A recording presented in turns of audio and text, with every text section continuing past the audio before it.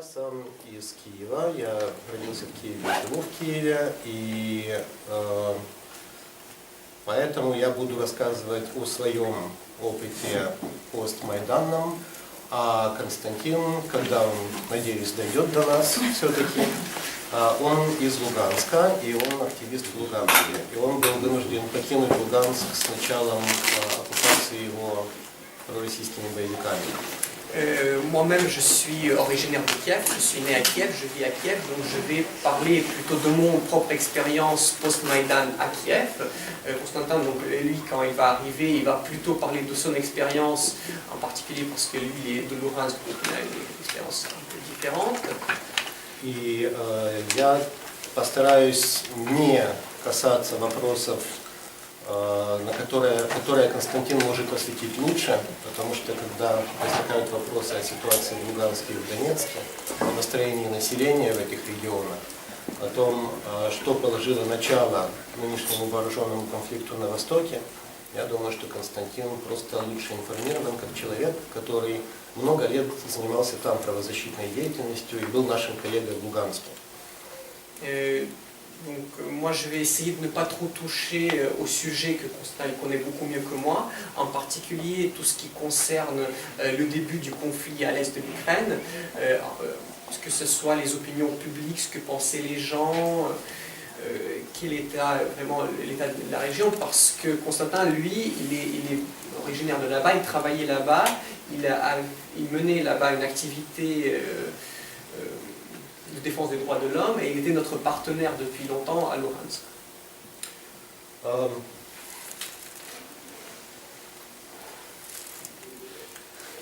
Очень четкое изображение.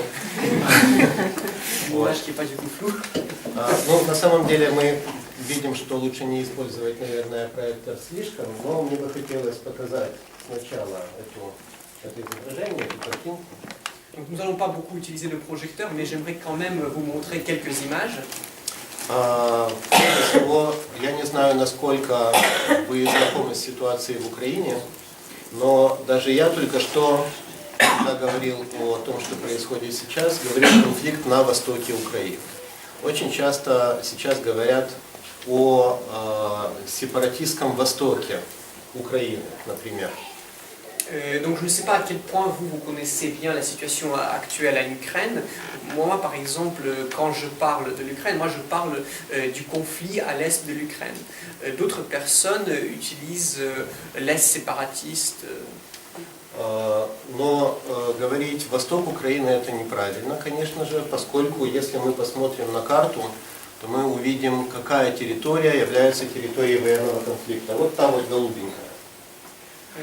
Donc si maintenant nous regardons la carte, on peut tout à fait se rendre compte que finalement il est incorrect de parler de l'est du pays. En réalité, la zone du conflit, elle est beaucoup plus petite, comme vous pouvez voir la zone bleue donc, sur la carte.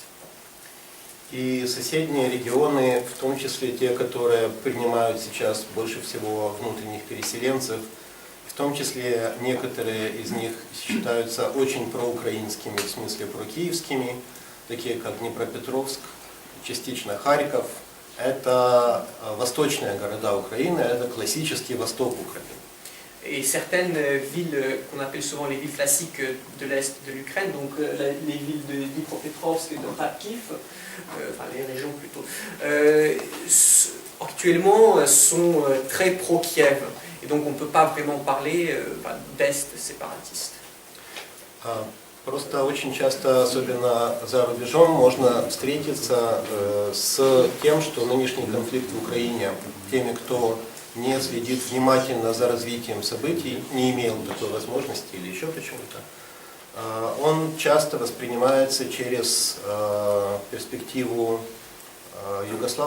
постюгославских войн, особенно войны в Боснии. Malheureusement, souvent à l'étranger, les gens qui ne sont pas forcément intéressés à toutes les actualités, à l'évolution du conflit, essaient de comparer ce qui se passe actuellement en Ukraine à ce qui s'est passé en Yougoslavie, en particulier la guerre avec la Bosnie. Поэтому мне лично приходилось в разных странах Европы часто слышать описание нынешней ситуации в Украине как конфликт Востока и Запада, конфликт русскоязычных и украиноязычных, иногда конфликт православных и греко-католиков, конфликт этнических русских и этнических украинцев и другие подобные разделения.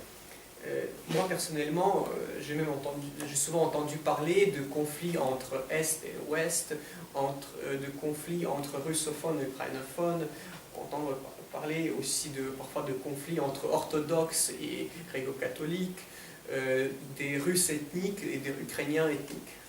Это создает очень простую и понятную картинку того, что происходит. И эта картинка самая неправильная, что можно использовать, чтобы понимать нынешние процессы в Украине. Ничего в этих описаниях не имеет отношения к действительности. C'est une image qui est certes simpliste et qui pourrait aider à comprendre, mais elle est complètement fausse. Elle est la plus fausse qu'on pourrait imaginer pour comprendre la réalité des choses qui se passent sur le terrain. Даже по этой карте мы видим, что речь не идет о Востоке и Западе. Речь, безусловно, не идет о русском и украинском языке. Стало уже общепонятным таким правилом или изречением, что на линии фронта по обе стороны большая часть людей говорят по-русски. И по обе стороны линии фронта люди очень разной этнической принадлежности, не говоря уже о религии. Tout d'abord, en regardant ces cartes, on voit très clairement que ce n'est pas un conflit entre l'Est et l'Ouest du pays. En plus, on ne peut pas parler de conflit entre russophones et ukrainophones, parce qu'en réalité, ce qu'on dit souvent, c'est que des deux côtés de la ligne de front, la majorité des personnes qui se battent, c'est des russophones. En plus de cela, bien sûr, les ethnies des personnes qui se battent sont tout à fait variées, et on ne peut pas parler de confession qui soit plus majoritaire d'un côté ou de l'autre. Мне просто хотелось бы сразу вот это вот сказать, чтобы, возможно, упредить какие-то моменты или вопросы. И хочу сказать еще одну вещь, которую считаю важной. Я ни в коем случае не делаю вид, что я могу сейчас объективно и непредвзято, отстраненно изложить ситуацию. Это невозможно. Ça c'est une chose que je voulais absolument dire. Et une deuxième chose, je ne prétends pas que l'exposé que je vais faire puisse être complètement distancé, oui, et qui est complètement objectif aussi. Я, конечно, субъективен и предвзят. Я принимал участие в Майдане, считаю себя активистом Майдана, поэтому я был по одну сторону баррикад, а кто-то другой был по другую. И сейчас у меня есть, конечно, свои симпатии и антипатии. Я стараюсь держать голову холодной и стараться анализировать рационально, но, тем не менее, я часть конфликта. Хочу этого или нет.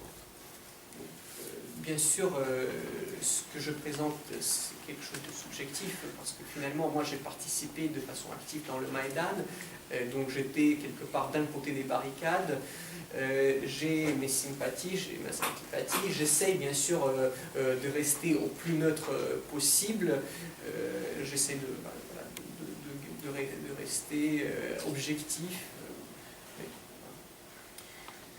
Сначала несколько слов о Майдане, наверное, с которого для меня нынешняя часть истории началась.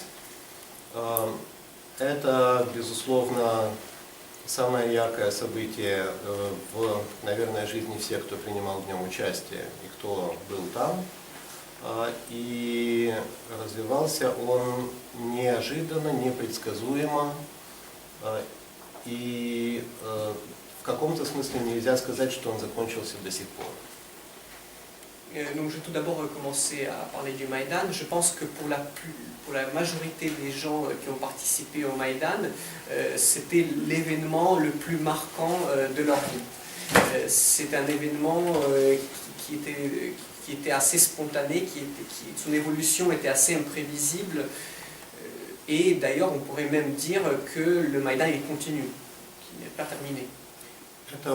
Майдан это не только центральная площадь города, где был установлен лагерь протестующих. Майдан по факту это движение, и это вот довольно сложное социальное явление, которое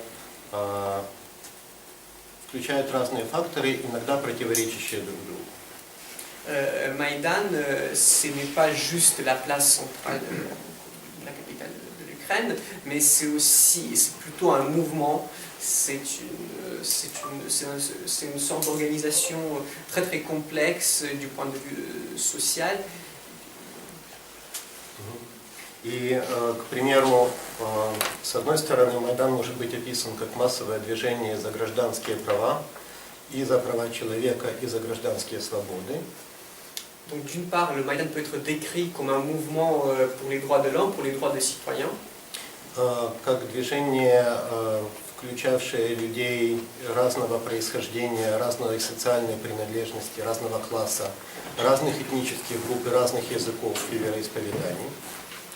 Un mouvement auquel participaient des gens qui avaient des passés tout à fait différents, qui étaient de groupes sociaux très différents, des ethnies très différentes. В каком-то смысле Майдан дал очень мощный толчок к уважению, большему уважению к разнообразию в Украине и к большей толерантности к другим точкам зрения, к другим мнениям.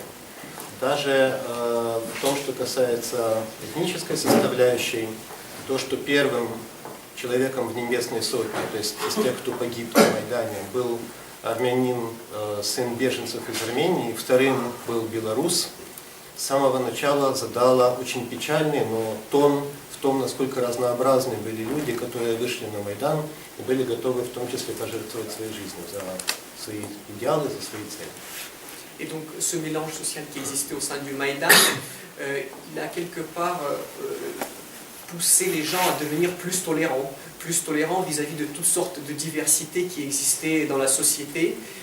Un exemple triste, mais qu'on peut quand même donner, c'est que les premiers morts du Maïdan, donc les premières personnes qui ont rejoint la Sainte-Curie Céleste, c'est un Arménien, enfant de réfugiés arméniens qui sont venus en Ukraine, le deuxième était un Biélorusse et un troisième était ukrainien.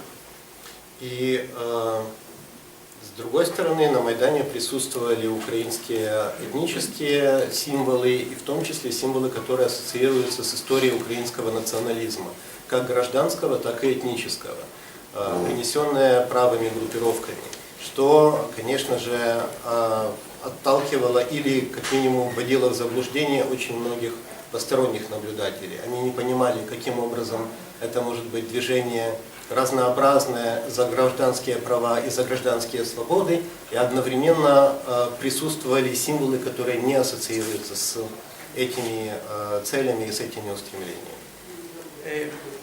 Sur Maïdan, il y avait quand même également certains symboles qui étaient des symboles plutôt ethniques ukrainiens, nationalistes ukrainiens. Ces symboles, ils étaient apportés par certains militants de droite. Et pour un observateur extérieur, il pouvait parfois donner une fausse impression ou même une confusion. Comment est-ce qu'on peut avoir en même temps un mouvement qui est là pour défendre les droits de l'homme, les droits des citoyens, et en même temps avoir certains symboles qui peuvent être plus reliés à du nationalisme. То же самое, Майдан называют Евромайдан, и его начало было положено вопросом отношений с Европейским Союзом и с Россией, но его настоящая активная фаза уже не имела никакого отношения к соглашению с Евросоюзом. Это были совсем другие вопросы, прежде всего вопросы полицейского насилия, вопросы безответственности власти и необходимость радикальной смены всей системы управления в стране.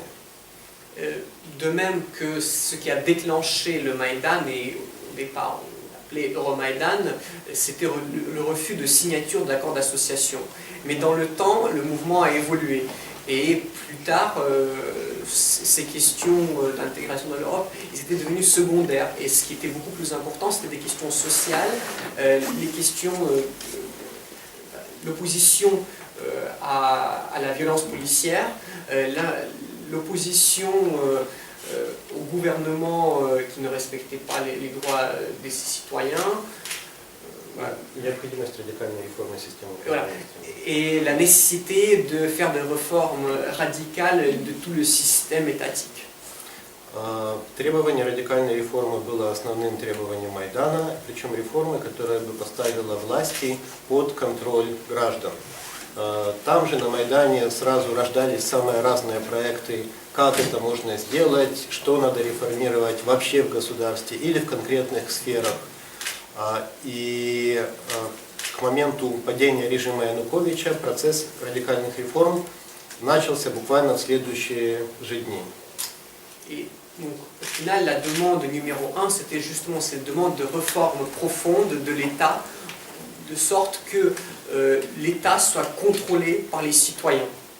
Et dès le premier jour du départ de la fille de Yanukovych, donc de l'ancien président de l'Ukraine, ces réformes se sont mises en route. Но очень быстро они были остановлены, и были они остановлены буквально через неделю. У нас было около 7 дней, может быть даже 5 дней, когда эти процессы попыток быстро начать реформы запустились. Все приостановилось 1 марта с началом российской оккупации Крыма. Mais malheureusement, ce qui s'est passé, c'est que pratiquement une semaine, voire 5 jours après donc, ce début de ce procès de réforme, il y a eu l'arrivée des forces en Crimée. Et donc ça a arrêté complètement ce processus qui était en train de lancer, le processus de réforme de l'État. В качестве примера могу привести действия группы, в которой принимал участие я. Как уже сказал Михаил, мы до того занимались и потом продолжали заниматься проблемой беженцев из других стран в Украине, также проблемой ксенофобии. Поэтому после падения Януковича, когда захватывались разные административные здания, мы оккупировали Государственную миграционную службу Украины. À titre d'exemple, nous, avant Maïdan, nous avons travaillé, ça a déjà été dit, pour défendre les droits des réfugiés en Ukraine. Et dès le moment de la fuite de Yanukovych, nous avons occupé le bâtiment du service qui s'occupait de l'immigration. Это была очень мирная оккупация. Мы хотели не дать уничтожить документы, имеющие отношение к предоставлению статуса беженца в Украине предыдущими властями, потому что система была совершенно скандальной, система предоставления убежища, и мы не хотели, чтобы к этим документам получили доступ крайне правые группы. Cette occupation, elle était tout à fait pacifiste. Son idée, c'était d'empêcher donc le gouvernement, les fonctionnaires de l'État qui étaient en train de fuir, de détruire les documents, ces documents qui concernaient en particulier les demandeurs d'asile et les immigrés qui étaient en Ukraine, parce que ces documents, en particulier tout ce qui concernait la délivrance donc, de droit à l'asile, ces documents-là, ils contenaient beaucoup de choses scandaleuses, et donc nous on avait peur que ces documents pouvaient être détruits, soit d'une part par les fonctionnaires de l'ancien gouvernement, soit également par des militants de l'extrême droite.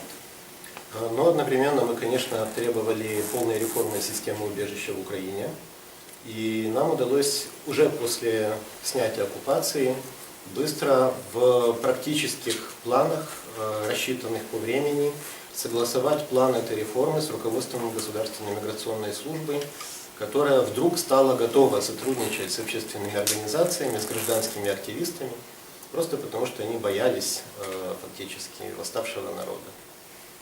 Donc cette occupation, elle n'a pas duré très longtemps, et en tant que son résultat, c'était le lancement d'une réforme de la législation sur l'asile, en particulier, de façon tout à fait soudaine, le service d'émigration de l'État qui avant ne voulait jamais coopérer, travailler avec les ONG, ils se sont mis à travailler avec nous.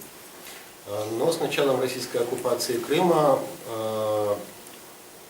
вопрос войны стал приоритетом, и нам предложили подождать с реформой. Потом сказали, что поскольку в Украине идет война, то на реформу нет времени и средств. Потом этот вопрос был совсем отложен. А сейчас государственные чиновники, которые опять себя чувствуют безопасно, они делают вид, что они даже не помнят об этом плане. Это как пример того, как в разных областях попытки реформ очень быстро были приостановлены тем, что у нас война.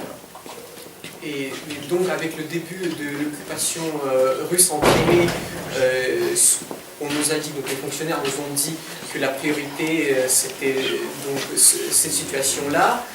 Par la suite, avec le début de la guerre, ils nous ont dit mais il y a la guerre, donc on ne peut pas faire de réforme avec la guerre.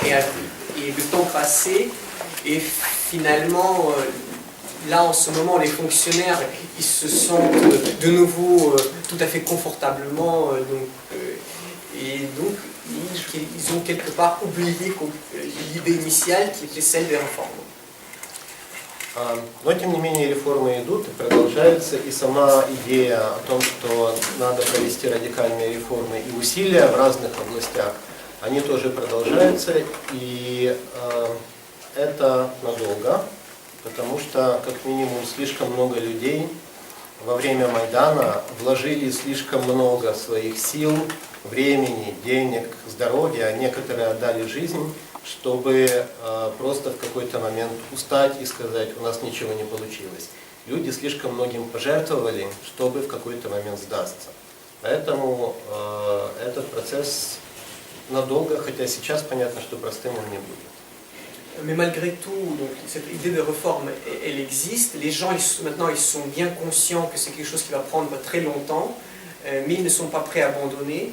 Ils ne sont pas prêts à abandonner parce qu'il y a eu un tel investissement humain, donc que ce soit au niveau du temps, de l'argent, ou malheureusement de vies humaines qui ont été perdues pendant le Maïdan et plus tard, que les gens, ils ne sont pas prêts à abandonner, et donc ils vont continuer pour assurer que les réformes soient faites.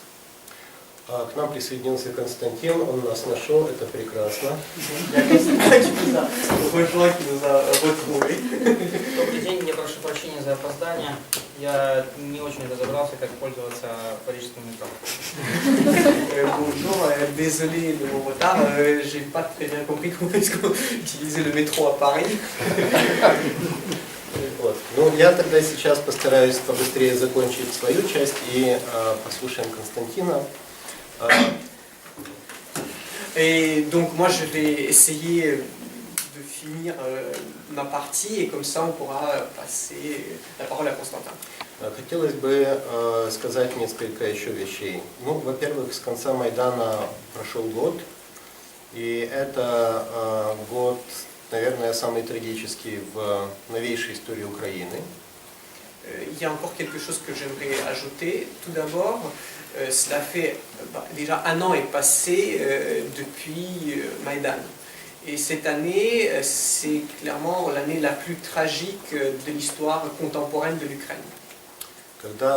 Я лично, когда работал с помощью беженцев в Украине, конечно, чисто теоретически я интересовался и изучал вопрос внутренних перемещенных лиц или вынужденных переселенцев в других странах. Quand je travaillais, quand j'aidais les réfugiés, de façon tout à fait théorique, j'avais également regardé un peu ce que c'était, quelle était la situation dans d'autres pays, en particulier quelle était la législation, quelles étaient les choses avec les déplacés internes.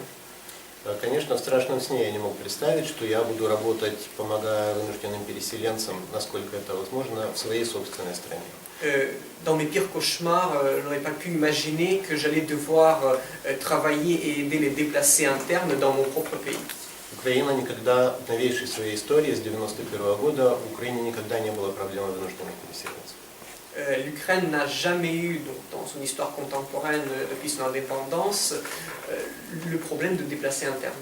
Но Украина также за эти годы никогда не имела проблемы оккупированных территорий, никогда не имела открытого вооруженного конфликта, массового взятия заложников, массового применения пыток, совершения военных преступлений, еще очень много чего. И угрозы терроризма даже в относительно мирных городах, безопасных территорий. Mais malheureusement, ce n'est pas la seule chose qui arrive à l'Ukraine pour la première fois. L'Ukraine n'a jamais eu de territoire occupé, l'Ukraine n'a jamais eu de conflit, de guerre ouverte sur son territoire. Elle n'a jamais eu de problème avec les tortures, avec les enlèvements massifs. L'Ukraine...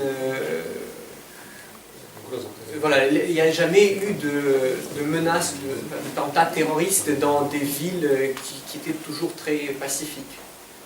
На данный момент я в основном занят в проектах помощи вынужденным переселенцам и в рамках проекта «Без границ», и в рамках совместного проекта нескольких организаций, который называется «Ресурсный центр для переселенцев».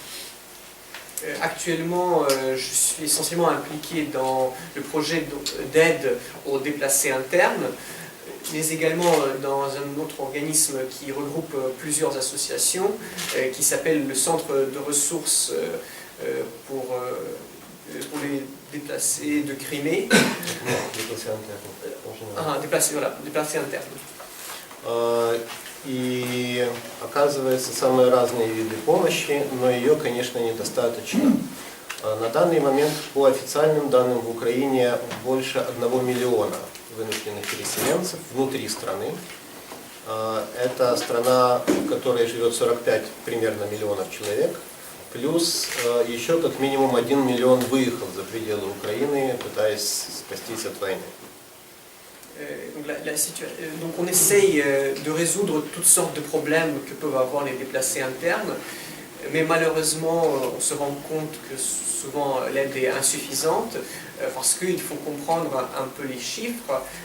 L'Ukraine, c'est un pays de 45 millions d'habitants, et pour ces 45 millions d'habitants, il y a 1 million, d'après les chiffres officiels, 1 million de déplacés internes et encore environ 1 million de personnes qui ont quitté le pays. На этой карте вы можете видеть, если мы потом присмотримся, вот эти круги, это пропорционально, сколько переселенцев сейчас в каких регионах, и больше всего их на территориях возле зоны конфликта на востоке и в Киеве, Киевской области. Но так или иначе они присутствуют во всех регионах. Donc sur cette carte, vous pouvez voir des commentaires. Donc les commentaires, ils représentent le nombre de déplacés internes qu'il y a partout en Ukraine. Comme vous pouvez constater, la majorité de ces personnes sont déplacées dans les territoires qui sont à côté donc, des zones de conflit et à Kiev, donc à la capitale. Mais finalement, il y en a partout dans le pays. Больше 90% переселенцев это сейчас те, кто был вынужден уехать из зоны боевых действий на востоке, и около 5% это те, кто был вынужден уехать с оккупированных территорий Крыма. Donc, environ plus de 90% sont des personnes qui ont dû quitter leur maison où ils vivaient dans la zone du conflit à l'est du pays, et plus ou moins 5% sont ceux qui ont dû quitter la Crimée occupée. Мы сможем, если вас будет интересовать вопрос переселенцев, поговорить об этом подробнее. Хотелось бы только сказать еще одну очень важную для понимания нынешней ситуации в Украине вещь. Et donc, si la question des déplacés internes vous intéressera un peu plus, on pourra en discuter plus. Mais il y a une autre chose que j'aimerais dire. И в вопросе помощи переселенцам, и в вопросе помощи беженцам из других стран, и в помощи, естественно, украинцам, которые, в смысле, украинской стороне, которая воюет на Востоке, и в помощи самым уязвимым группам населения. Основой этой помощи сейчас является огромное волонтерское движение Украины. Это своего рода движение гражданской мобилизации. Et donc, une dernière chose que j'aimerais souligner, c'est le fait que ce soit l'aide aux déplacés internes, que ce soit l'aide aux réfugiés, que ce soit l'aide aux forces ukrainiennes dans l'est du pays, que ce soit pratiquement beaucoup de choses en fait se reposent tous sur les épaules des volontaires, donc du mouvement des volontaires qui est omniprésent en Ukraine et qui remplit finalement toutes ces fonctions. Государство осталось тем, которое оно было при Януковиче. Государственные структуры очень бюрократические, крайне коррумпированные, очень медленные и очень безответственные. Можно сказать, что общество сейчас во многих сферах заменяет государство или делает что-то иногда даже вопреки государственным решением или усилием. Et donc l'État, lui, il est resté pratiquement le même qu'il était donc, sous Yanukovych, très bureaucratique, très corrompu, très lent, très inefficace. Finalement, la société civile, pour beaucoup de questions, elle est plus efficace que l'État. Elle remplace une grande partie de ses fonctions et parfois elle agit même malgré l'État. Подобных гражданских инициатив очень много, они очень разные. Есть большие движения, есть маленькие группы из 2-3 человек, или даже один иногда человек делает очень много. Некоторые объединены в какую-то формальную сеть или сети, некоторые просто сотрудничают, когда это надо. Это очень разнообразное и интересное и сложное движение, хотя, конечно, видно, что поскольку оно финансируется обычными гражданами, в условиях экономического кризиса сейчас все сложнее и сложнее находить ресурсы, особенно на какие-то дорогостоящие потребности переселенцев или...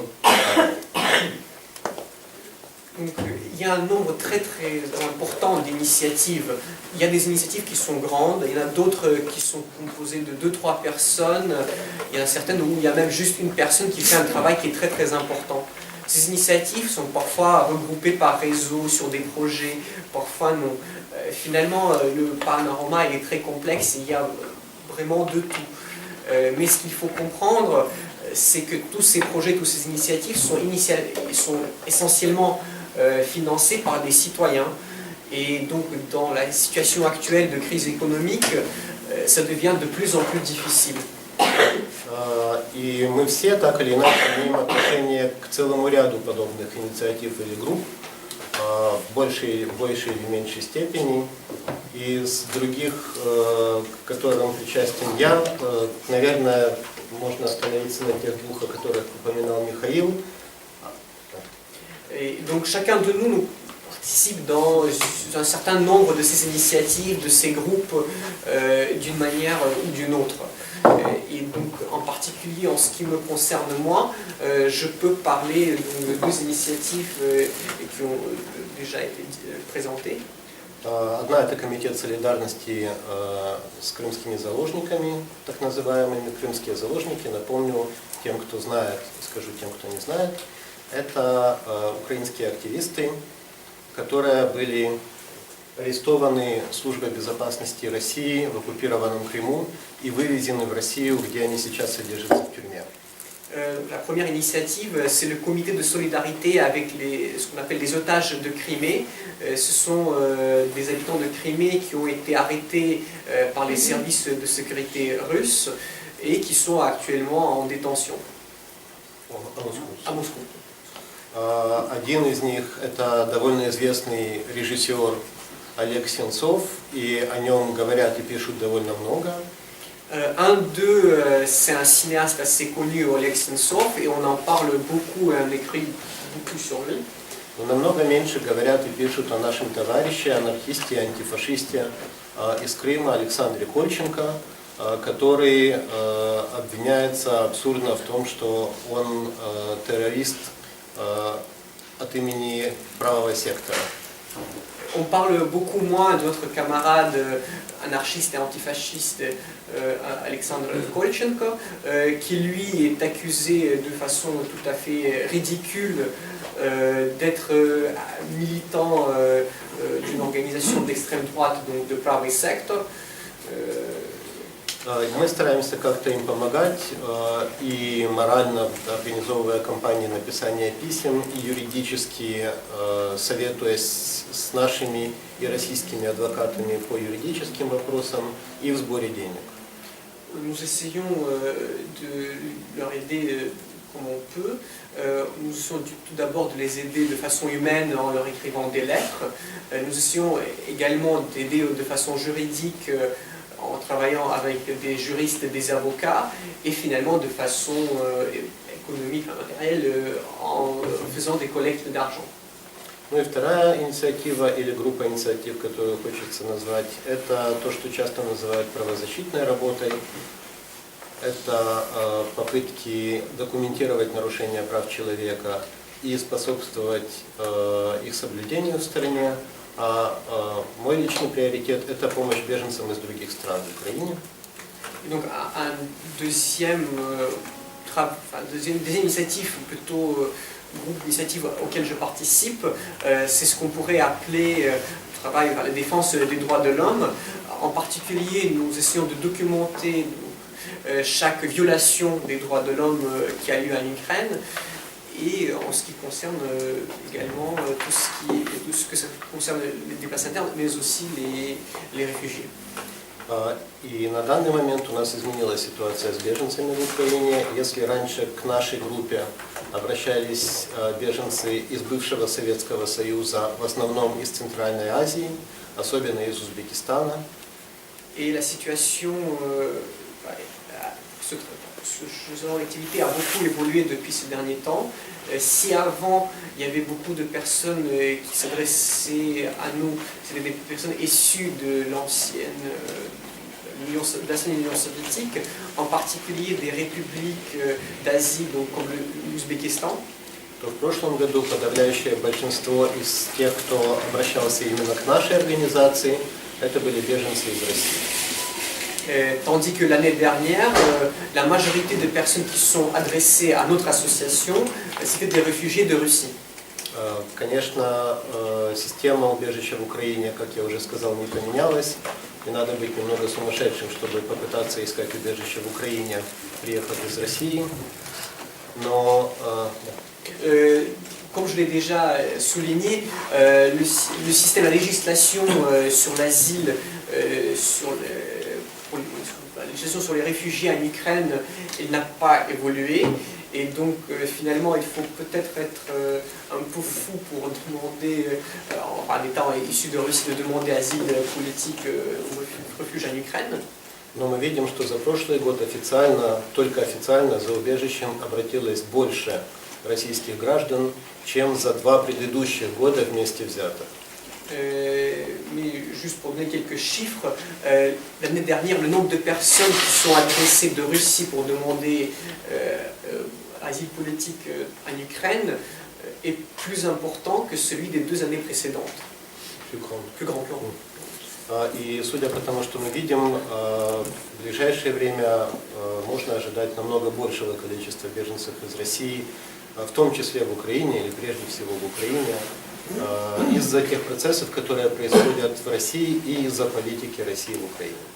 Et on s'attend à une augmentation du flux de réfugiés russes en Ukraine, compte tenu de l'évolution de la situation en Russie et de la guerre qui est faite par la Russie en Ukraine. Я на этом, наверное, себя прерву. Я буду рад ответить на вопросы, тем более, что их, я понимаю, может быть много, но я хотел бы передать слово Константину, который наш давний луганский партнер. Еще до Майдана мы сотрудничали по целому ряду проектов с организацией, которую он возглавлял. Ну а сейчас мы партнеры в Киеве, хотя Константин проводит очень много времени на прифронтовых территориях на Востоке. Et donc je vais m'arrêter là, je vais passer la parole à Constantin.